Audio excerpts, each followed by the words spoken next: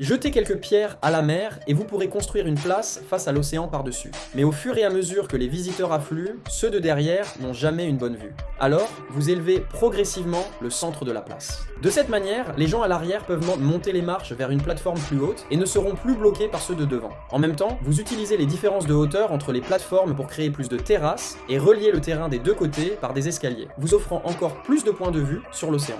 Pour enrichir la fonction de la place, vous creusez deux espaces en retrait au centre. À l'intérieur, vous installez des gradins, des sièges et des scènes. Vous ajoutez un toit par-dessus et vous obtenez deux grands théâtres. Mais un toit ordinaire n'est pas assez frappant. Avec beaucoup d'astuces, vous imaginez placer une orange en quartier comme toit. 3 quartiers tournés vers l'avant et un vers l'arrière. Cela apporte une dimension symbolique et ressemble aussi à des coquillages venus des profondeurs de l'océan. Les surfaces courbes complexes rendent la construction difficile. Vous coupez donc les 4 segments d'orange par la moitié et projetez une moitié sur la surface d'une sphère d'un rayon de 75 mètres. De cette façon, des coques de différentes tailles peuvent partager le même rayon sphérique comme support structurel, ce qui simplifie énormément la construction.